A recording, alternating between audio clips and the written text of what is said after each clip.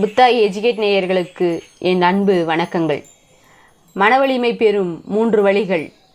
பகவான் புத்தர் கூறும் ஒரு சிறுகதையை பார்ப்போம்.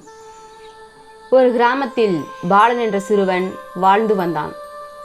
அவனது தந்தை சமீப காலத்தில் காலமாகிவிட்டார். பள்ளிக்கு செல்லவும் மனமில்லை. தன் நண்பர்களுடன் பழகவும் எண்ணமும் இல்லை. அவனது மனம் எதையும் ஏற்கும் நிலையில் இல்லை. தவிக்க ஒரு நாள் அவன் அருகே உள்ள காட்டுக்குள் அழுது கொண்டே சென்றான். வயதான புத்த துறவி ஒருவர் அமைதியாக அமர்ந்திருந்தார். பாலனை பார்த்ததும் அவருடைய முகத்தில் அன்பு பூத்தது. "ஏன் அழுகிறாய் மகனே?" என்றார் அவர். பாலன் பதிலளிக்காமல் அழுதான். பின்னர் மெதுவாக சொன்னான், "என் அப்பா இல்லாமல் வாழ முடியுமா?"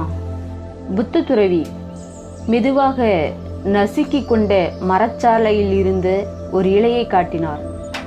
"இந்த இலை நாளைக்கு இல்லை, ஆனால் அந்த மரம் இன்னும் உயிரோடு தான் இருக்கிறது. அந்த மரம் இலைகளை இழக்க பயப்படவில்லை." முதல் வழி அனிச்சை. புதுமை, இழப்பு, மாற்றம் இவை இயற்கையின் ஒரு பகுதிதான். இதை நாம் ஏற்கத்தான் வேண்டும். பாலன் சற்றே அமைதியானான். ஆனால் இன்னும் அவன் குழப்பத்தில் தான் இருந்தான். புத்த துறவி பேசினார். "உன் உள்ளத்தை பார். இப்போது என்ன உணர்கிறாய் என்று கவனிக்க முயற்சி செய். ஒவ்வொரு மூச்சையும் உனக்குள் கவனம் கொண்டு பார்வையிட செய்." இரண்டாவது வழி தன்னை கவனித்தல். மனதை ஓட விட்டுவிடாமல் அந்த நேரத்தை கவனிப்பது மனவலிமையை வளர்க்கும். பாலன் கண்களை மூடி சுமாராக 10 நிமிடங்கள் அமைதியாக இருந்தான்.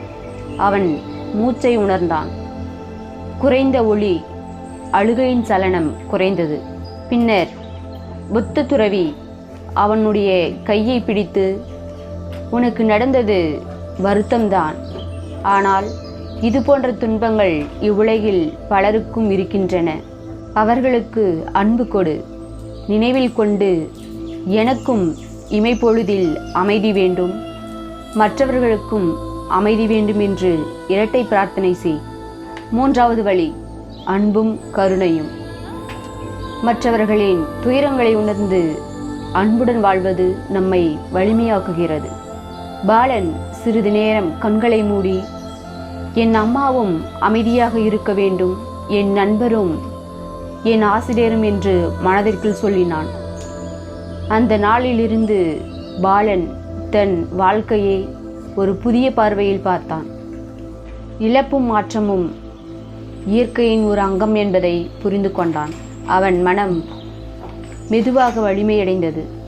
புத்தர் சொல்வது போல் மனவலிமை வெளியில் தேடுவதல்ல, நமக்குள் இருக்கும் ஒளியை தேடுவதில் தான் இருக்கிறது. இந்த கதை பிடித்திருந்தால் லைக், ஷேர், கமெண்ட் செய்யுங்கள். இது போன்ற கதைகள் தேவைப்பட்டால் கமெண்டில் பதிவிடுங்கள். நமோ புத்தாயா.